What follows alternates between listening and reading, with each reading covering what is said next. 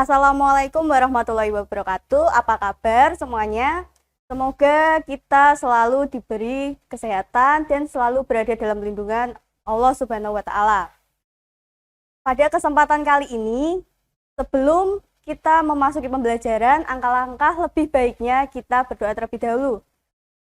Untuk berdoa akan saya pimpin. Menurut agama dan kepercayaan masing-masing, berdoa dipersilakan.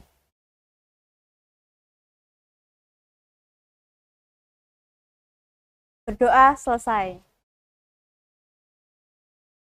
Pada hari ini kita akan belajar mengenai materi yaitu dasar-dasar penginderaan jauh. Apa yang kalian ketahui mengenai penginderaan jauh? Yang selanjutnya, sebelum masuk ke materi, akan saya sampaikan kompetensi dasar terlebih dahulu. Yang pertama ada menganalisis jaringan transportasi dan tata guna lahan dengan peta dan atau citra penginderaan jauh serta sistem informasi geografis atau SIG. Kaitannya dengan pengembangan potensi wilayah dan kesehatan lingkungan. Yang kedua, menyajikan peta tematik berdasarkan pengolahan citra penginderaan jauh dan sistem informasi geografis atau SIG untuk pengembangan potensi wilayah dan kesehatan lingkungan. Berikutnya, tujuan pembelajaran. Yang pertama, memahami konsep-konsep yang berkaitan dengan penginderaan jauh. Kedua, menjelaskan konsep-konsep yang berkaitan dengan penginderaan jauh. Tiga, mengidentifikasi komponen-komponen penginderaan jauh. Dan yang keempat, ada menganalisis pemanfaatan penginderaan jauh. Nah, apa itu? Untuk pembahasan kali ini yang pertama ada pengertian penginderaan jauh, kemudian ada komponen penginderaan jauh, dan manfaat penginderaan jauh. Pertama ada pengertian penginderaan jauh. Apa itu penginderaan jauh? Penginderaan jauh yaitu ilmu dan seni untuk memperoleh informasi mengenai objek, daerah, ataupun gejala dengan jalan menganalisis data yang diperoleh dengan menggunakan alat tanpa kontak langsung terhadap objek, daerah, ataupun gejala yang dikaji. Itu pengertian menurut Nielsen dan Kiefer tahun 1979. Jadi, penginderaan jauh itu merupakan ilmu seni ataupun teknik untuk memperoleh data informasi geografis dari jarak jauh tanpa adanya kontak langsung atau menggunakan suatu wahana. Berikutnya, komponen penginderaan jauh. Yang pertama ada sumber tenaga, kemudian ada atmosfer, ada interaksi antar sumber tenaga dan objek, sensor, wahana, perolehan data, penggunaan data. Kita akan bahas satu persatu. Yang pertama ada sumber tenaga. Apa itu sumber tenaga? Sumber tenaga ini berfungsi agar sensor dapat merekam objek dari cahaya yang dipantulkan oleh objek itu sendiri. Dalam sumber tenaga di penginderaan jauh itu ada dua. Yang pertama ada sistem pasif, di mana sistem ini dia menggunakan sumber tenaga alami, yaitu matahari. Kemudian yang kedua ada sistem aktif, dia menggunakan sumber tenaga buatan, contohnya ada laser fluorosensor. Yang kedua ada atmosfer. Atmosfer pada penginderaan jauh berfungsi untuk menghambat dan mengganggu tenaga atau sinar matahari yang datang, bersifat selektif terhadap panjang gelombang. Pada atmosfer ini, hal yang menghambat adanya sinar matahari yang datang itu contohnya ada debu, kemudian ada uap air. Jadi, untuk atmosfer ini, dia merupakan salah satu komponen penting dalam penginderaan jauh yang nantinya dia akan mempengaruhi rekaman pada citra satelit. Yang ketiga ada interaksi tenaga dan objek, di mana objek yang merupakan banyak memantulkan atau memancarkan tenaga akan tampak lebih cerah, sedangkan objek yang dipantulkan atau pancarannya sedikit, dia akan tampak lebih gelap. Pada interaksi tenaga objek itu dia memiliki 3 ciri. Yang pertama ada ciri spektral, kemudian ada ciri spasial, dan ada ciri temporal.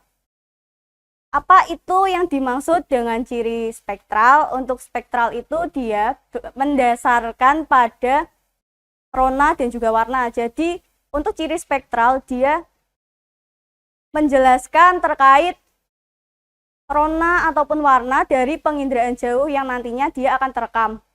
Lalu yang kedua, ciri spasial itu dia berhubungan dengan hubungan keruangan, baik itu bentuk, ukuran, maupun panjang. Dan yang terakhir ada ciri temporal, itu dia merupakan ciri yang mengutamakan waktu perekaman dari citra tersebut. Karena untuk perekaman citra sendiri itu dia selalu terekam dalam kurun waktu tertentu. Jadi sifatnya sendiri untuk perekaman citra itu bersifat time series. Yang keempat ada sensor.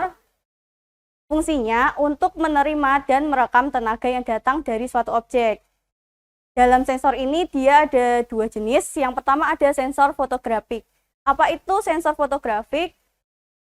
Sensor fotografik yaitu sensor yang berupa kamera dengan menggunakan film sebagai detektornya yang bekerja pada spektrum tampak. Kemudian untuk yang kedua ada sensor elektronik, di mana sensor ini dia berfungsi pada spektrum yang lebih luas, yaitu dari sinar sampai gelombang radio dengan pita magnetik sebagai detektornya. Jadi untuk sensor ini perbedaannya antara fotografik dan elektronik itu pada spektrum yang digunakan. Kalau fotografik dia menggunakan film, sedangkan untuk elektronik dia menggunakan gelombang radio. Berikutnya ada wahana. Untuk wahana, dia merupakan alat atau kendaraan yang digunakan untuk membawa sensor guna mendapatkan data inderaja. Adapun wahana yang digunakan, yang pertama ada pesawat terbang rendah sampai dengan menengah. Ini dia berada pada ketinggian 1000 sampai dengan 9000 meter di permukaan bumi. Sedangkan yang kedua ada pesawat terbang tinggi yang terbang dia dalam ketinggian 18.000 meter di permukaan bumi. Dan yang terakhir ada satelit. Satelit ini dia berada di luar angkasa dengan ketinggian kurang lebih 400 sampai 900 km di permukaan bumi. Keenam ada perolehan data. Untuk perolehan data ini ada dua. Yang pertama ada visual, di mana untuk perolehan data visual merupakan perolehan data dengan menggunakan cara manual, yaitu memperoleh data dengan menginterpretasi foto udara secara visual. Yang kedua, ada numerik dengan perolehan data dengan cara numerik, yaitu digital dengan menggunakan data digital melalui komputer. Nah, berikut adalah skema dari komponen-komponen inderaja. Yang pertama itu dari sumber tenaga ada matahari. Kemudian dari sinar matahari itu dia akan memantulkan sinarnya ke ada lahan terbangun, kemudian ada jalan, rumput, sungai, dan juga pohon. Dari sinar matahari yang merupakan tenaga ini, dia akan memantulkan itu berupa hamburan-hamburan cahaya yang nantinya akan ditangkap oleh sensor dari wahana atau satelit. Kemudian dari satelit dia akan diolah dalam stasiun bumi. Itu nantinya dia akan menghasilkan suatu peta penginderaan jauh, baik itu berupa citra maupun foto udara, dan yang nantinya akan digunakan oleh pengguna dari penginderaan jauh. Untuk yang terakhir, komponen terakhir ada penggunaan data. Apa itu penggunaan data? Pengguna data? Pengguna data itu merupakan orang atau lembaga yang memanfaatkan hasil penginderaan jauh. Jadi untuk pengguna data itu merupakan salah satu komponen penting di mana komponen tersebut yang menggunakan data dari penginderaan jauh, baik itu orang maupun lembaga. Contoh-contoh lembaga yang menggunakan hasil penginderaan jauh itu ada BMKG, kemudian BNPB, dan lain sebagainya. Selanjutnya ada kelebihan dan kelemahan dari penginderaan jauh. Apa itu? Yang pertama ada kelebihan penginderaan jauh. Pertama, dapat memetakan cakupan wilayah yang luas dan dalam waktu yang singkat. Kemudian tidak membutuhkan banyak tenaga kerja. Ketiga, cakupan wilayah yang sulit dijangkau tetap dapat diidentifikasi.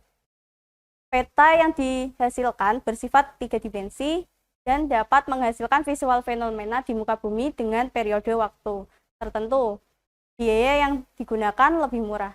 Jadi untuk penginderaan jauh sendiri ini dia memiliki banyak sekali kelebihan karena untuk penginderaan jauh ini dia menggunakan alat atau tidak menggunakan tenaga kerja manusia. Jadi untuk biayanya dia lebih murah. Kemudian juga tidak terlalu membutuhkan banyak tenaga kerja.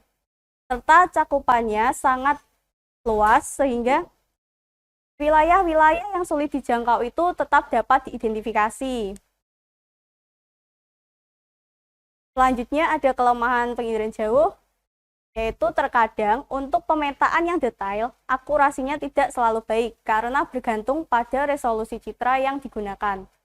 Kedua, memerlukan tenaga ahli yang mumpuni. Jadi untuk kelemahan penginderaan jauh itu terkadang dalam pemetaan itu ada resolusi dari citra yang dia tidak selalu baik. Bahkan untuk pengambilan atau perekaman citra satelit sendiri, jika dalam cuaca yang kurang mendukung, baik itu mendung dan penuh awan, maka hasil citra yang digunakan akan hasil citra yang didapat itu akan lebih buruk karena dia akan membuat atau menghasilkan rona yang sangat gelap.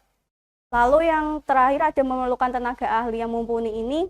Jadi untuk penggunaan alat penginderaan jauh itu membutuhkan tenaga ahli karena tidak sembarang orang yang tidak memiliki basic pendidikan terkait ilmu yang akan digunakan itu tidak dapat digunakan untuk mengoperasikan suatu sistem penginderaan jauh. Jadi memang perlu ahli-ahli tertentu yang sangat mumpuni dalam melaksanakan tugasnya. Dan yang terakhir ada manfaat dari penginderaan jauh. Manfaat penginderaan jauh itu tadi digunakan dalam berbagai bidang, mau kelautan, geologi, meteorologi dan klimatologi, oseanografi, dan lain sebagainya. Dalam pemetaan geologi dan geomorfologi, itu manfaat dari penginderaan jauh dapat digunakan dalam eksplorasi mineral dan energi. Jadi untuk mendeteksi adanya sumber-sumber mineral dan energi yang ada di permukaan bumi. Kemudian ada pemetaan terjadinya suatu fenomena di muka bumi, misalnya ada kebakaran, banjir, degradasi lahan, perubahan lahan, dan lain sebagainya. Untuk pemetaan suatu fenomena ini, jadi untuk penginderaan jauh juga dapat dimanfaatkan sebagai sarana untuk memetakan suatu fenomena, baik itu kebakaran, jadi nanti bisa untuk memetakan perbedaan antara suatu wilayah sebelum terjadinya kebakaran dengan sesudah terjadinya kebakaran. Kemudian dari kedua hasil penginderaan jauh tersebut dapat kita analisis untuk seberapa besar atau seberapa luas wilayah yang terkena dampak dari kebakaran tersebut. Dan yang terakhir ada pemetaan bencana alam. Untuk pemetaan bencana alam ini nanti hampir mirip dengan pemetaan kebakaran tadi. Jadi ada peta sebelum bencana dan juga sesudah bencana. Kemudian dianalisis, kita interpretasikan jadi satu terkait dampak yang akan ditimbulkan. Ya, demikian materi yang dapat saya sampaikan terkait dasar-dasar penginderaan jauh. Jadi kita hari ini dapat belajar mengenai apa itu penginderaan jauh, kemudian komponen-komponen apa saja yang terdapat dalam penginderaan jauh, kemudian ada kelemahan, kelebihan, dan juga manfaat dari penginderaan jauh.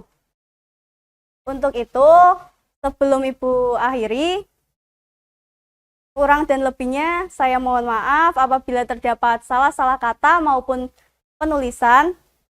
Mohon maaf. Wabillahi taufiq wal hidayah. Wassalamualaikum warahmatullahi wabarakatuh.